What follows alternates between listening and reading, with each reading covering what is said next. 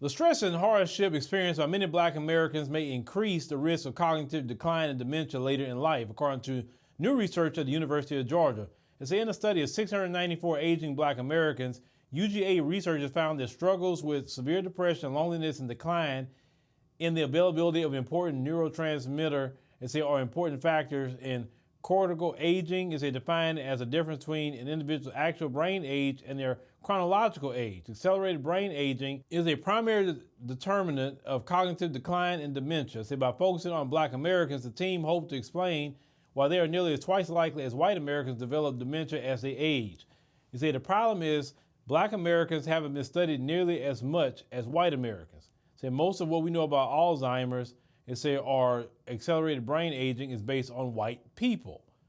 Said Ron Simmons, he's a Regents professor. In the Franklin College of Arts and Sciences, Department of Sociology, and a primary investigator on the study.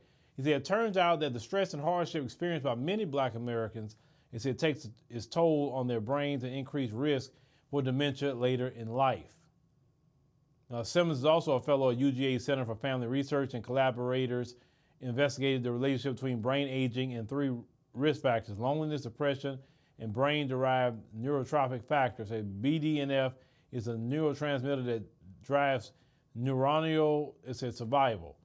Growth and plasticity is essential factors to learning and memory. Relying on 10 years of participant data, the researchers found that all three risk factors predicted accelerated brain aging, but the effects were especially powerful for loneliness and BDNF. Severe depression and loneliness are two behavioral markers that have been linked to increased risk of dementia. Depression has been shown to impact the brain by shrinking and compromising the hippocampus, which plays a major role in retaining memory. At the same time, loneliness, which often causes depression, may well have an impact on brain aging. Humans are wired to be social. You want to be with people, and loneliness is a psychological, painful experience that has been shown to undermine our health. While not as well known as other factors, BDNF plays a major role in memory formation and creating synapses in the brain. However, it decreases in availability as a person ages, especially low among people with dementia. Past research has established that various events and circumstances can actually influence its levels. Studies have shown that something as simple as drinking coffee can lead to lower rates of Alzheimer's. Importantly, however, exposure to stress and adversity has been shown to dramatically reduce BDNF. Those who live high-stress lifestyles are at greater risk for cognitive decline later in life. Simmons, who dedicated over 25 years of his career to studying this group of Black Americans as they progress through the life's courses over the next 2 years. Simmons and his team hope to identify additional factors that explain the elevated risk of dementia seen among Black Americans. They recently received funding from the National Institute of Aging to perform blood-based tests for defining features of Alzheimer's disease. They will focus on how factors like racial discrimination, economic hardship, and community disorder contribute to Alzheimer's and related dementias.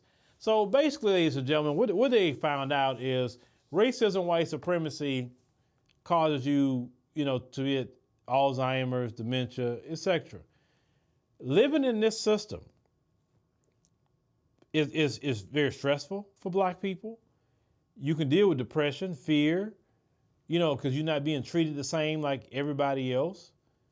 And this is why it's very, very important for us as Black people to get out of America for a time. I'm telling you from personal experience, my mental health get a reset when I leave America for a time and then I come back. In March, I went to South Africa about almost 2 weeks or so. And that was my time to have a reset. And I came back, I was fresh, I was ready to go. During the pandemic, where I had to kind of sit for a while, my mental health was really it had a toll because of just all the stuff I see, I report on, the injustice, the racism, white supremacy, it weighs on you. So for me, travel is my, what I love to do for mental health. I love to move around. I love to do different things. I love that. We'll be going to Ghana in October. I can't wait to go to Ghana because I've never been, for number one. Number two, I'll get away from these folks at least for a time. And I can reset, and then I'll come back and I'll be all good. I figured that out when I first went to the African continent in 2018.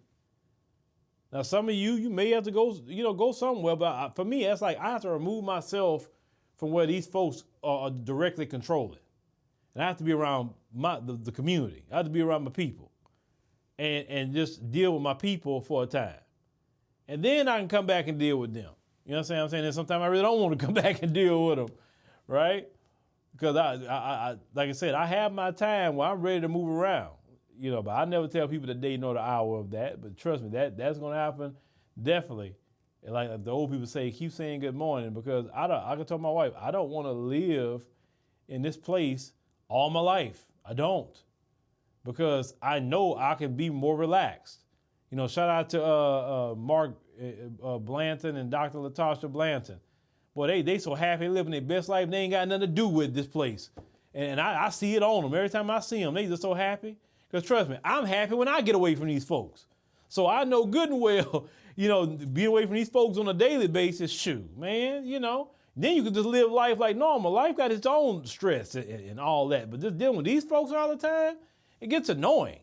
And like I tell people, you get to a certain point that you need to go relax. Let the new crop of people fight. Like I said, I'm all about fighting, but everybody got to get their skin in the game. It can't be somebody fighting forever. And that's what's wrong with our people. We don't get no break and no rest. And I believe in that. And I'm going to get mine. I'm going to make sure of it.